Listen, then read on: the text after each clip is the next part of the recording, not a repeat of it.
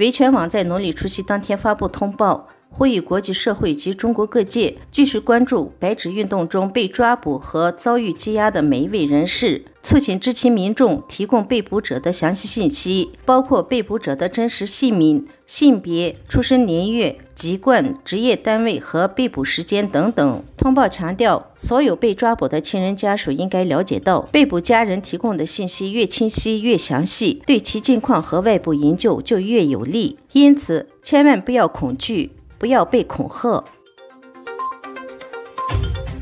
中共当局要求公费留学生出国前签署协议，承诺留学期间效忠中共。海外民运人士指出，中共还利用海外学生会监控留学生的言行举止。瑞典媒体《每日新闻》日前报道，瑞典隆德大学一名中国留学生透露了一份协议文件，显示公派留学生除了必须宣誓效忠中共政府，还必须为政权利益服务，而且绝对不能参与违反中共当局意愿的活动。报道说，瑞典其他大学随后也开始了检查学生的文件，目前已通报至少有30多名中国公派留学生曾与中国教育部管辖的中国留学基金委员会签署了该协定。中共当局疑似通过类似协议，将留学生派往海外窃取技术、情报，并打压人权。实际上，中共强迫公派留学生签署相关的协议做法由来已久。分析人士指出，中共还利用海外学生会监控留学生的言行举止，通过定期举办郊游、野炊、烧烤等活动给他们洗脑。反对中共政权的人士，他们在中国的亲属和经济担保人会受到中共当局的威胁和处罚。同样的情况也发生在了美国、加拿大、荷兰和其他的国家。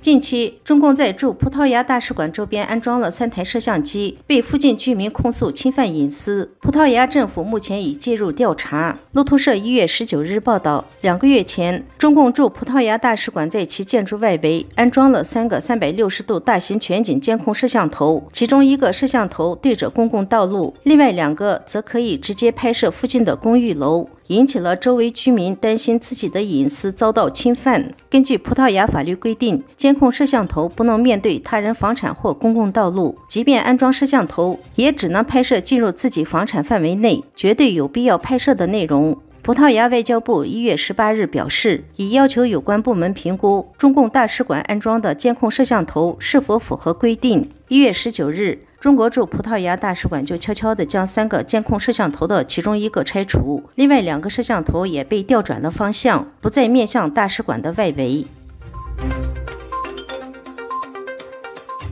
瑞典首都斯德哥尔摩在1月21日爆发了多起抗议活动，抗议瑞典申请加入北约，与抗议土耳其政府。有抗议者焚烧古兰经，导致瑞典、土耳其2国的关系紧张。瑞典首都在周六同时爆发了反对土耳其和反对瑞典加入北约的2场不同的抗议，令土耳其和瑞典之间的紧张骤然升温。原定的瑞典国防部长1月27日访问土耳其也因此被取消。当天，另一个支持土耳其的抗议活动也在土国大使馆外面举行。3个抗议活动都获得了警方的许可。俄罗斯入侵乌克兰以后，瑞典和芬兰去年提出了申请加入北约，但需获得30个成员国的同意。然而，土耳其指责瑞典和芬兰庇护库德工人党，不采取措施制止抗议，2国的申请很可能受此影响。